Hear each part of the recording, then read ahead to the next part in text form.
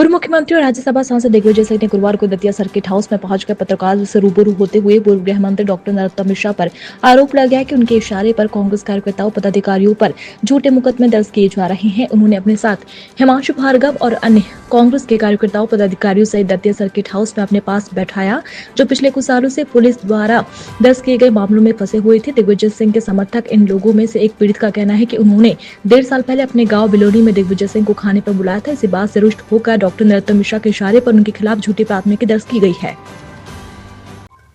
मकर संक्रांति की आप सबको हार्दिक शुभकामनाएं, नववर्ष की हार्दिक शुभकामनाएं। नरोत्तम मिश्रा जी जब गृह मंत्री थे तो उन्होंने झूठे प्रकरणों के माध्यम से लोगों को जितना सताया कभी नहीं सताया किसी और ने होगा, जिसका जनता ने उनको दंड भी दिया और वो चुनाव हारे। लेकिन अब हारने के बाद भी वे नहीं सुधरे और आज भी झूठे प्रकरण बनाए जा रहे हैं, न केवल कांग्रेस के कार्यकर्ताओं खिलाफ, लेकिन जो आरएसएस के लोग रहे परिवारिक रूप से उनके खिलाफ भी आज लोगों को परेशान किया जा रहा है और उनको दुनिया भर की धमकियां मिल रही हैं।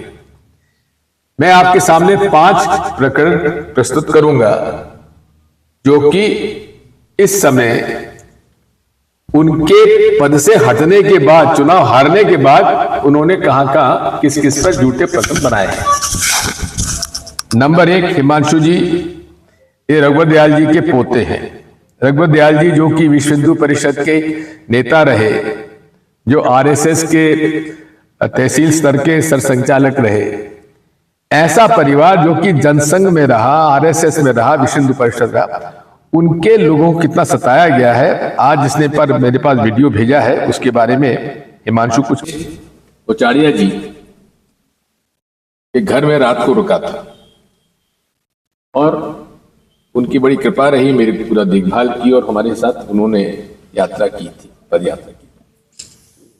उस बात से नाराज होकर माननीय पूर्व गृह मंत्री जी नरोत्तम मिश्रा जी ने उन पर किस कदर एक झूठा केस बनाया, उसके बारे में मैं आशीष से कहूंगा कि वो आपको जानकारी देगा। आशीष उनका पुत्र है। रमेश जी की आज जमानत हो गई है, लेकिन उसके पहले क्या बीता।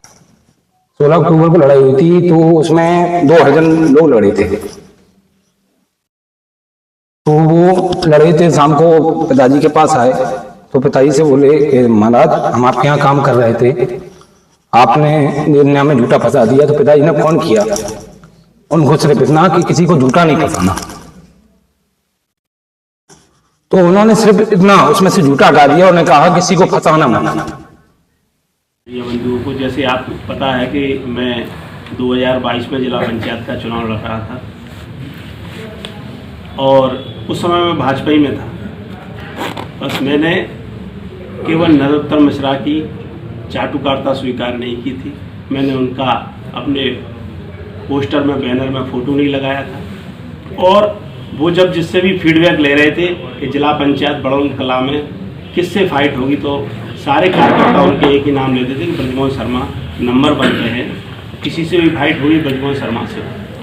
चूँकि मैं जाति से ब्राह्मण हूँ और लोकल का रहने वाला हूँ, तो उनको ये लगा कि ये ब्राह्मण बालक आगे बढ़ेगा, दतिया का की माटी में पैदा हुआ बालक आगे बढ़ेगा तो हमारे शहजादे, थोपे हुए शहजादे को कौन पूछेगा।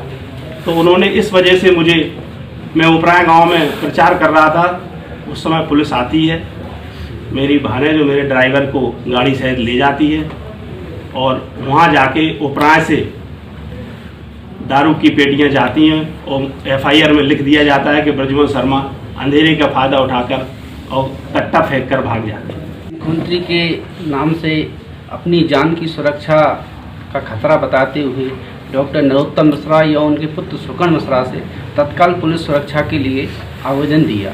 एवं आवेदन में मैंने बताया मुझ पर किसी भी वक्त जानलेवा हमला हो सकता है, लेकिन पुलिस विभाग के ऊपर जू तक नहीं देंगी। उसके करीब 2-3 महीने बाद चुनाव पर उनके कार्यकर्ताओं ने मुझ पर जानलेवा हमला किया और हमले के उपरांत जो मैंने रिपोर्ट लिखाना चाहिए थाने में, मेरी वो रिपोर्ट नहीं लिखी गई और छोटा सा एक मुझ पर मेरी FIR मारपीट की लिखी और उसके 1 या 2 घंटे बाद मुझ पर एक क्रॉस केस पूरे मेरे परिवार पर डॉक्टर नरोत्तम मिश्रा और उनके पुत्र सुगन मिश्रा के इशारे पर ला दिया गया। राजा साहब का प्रोग्राम कराया था बिलोनी में, तो जो है मैं फौजी राघवंत सिंह बुंदेला, ग्राम बिलोनी, दतिया से, मैं आप सबसे निवेदन करना चाहता हूँ, हमने 1.5 साल पहले एक राजा साहब का प्रोग्राम कराया था बिलोनी में, तो मंत्री जी नरोत्तम मिश्रा जी की तरफ से एक वो आया था, दादागिरी का मैटर आया था, बोले कि अगर राजा साहब का तुमने प्रोग्राम कराया तो 17 तारीख तुम्हारी है और 18 नरोत्तम मिश्रा की होगी। तो हमने ये कहा था कि अगर 18 नहीं, चाहे आप कितनी भी तारीखें लगा दो, कोई हमारे यहाँ भोजन करने आएगा, हमें सम्मान देने आएगा, तो क्या हम उसका प्रोग्राम नहीं कराएंगे? क्या ब्रिटिश शासन आ गया है अभी यहाँ पे इतना? 15 वर्षों में जब से माननीय पूर्व गृह मंत्री जी ने दतिया से चुनाव लड़ना शुरू किया है, हर चुनाव के बाद मेरे ऊपर निरंतर फर्जी प्रकरण दर्ज कराते आ रहे हैं। मामला 2013 के इलेक्शन का बाद के समय का है।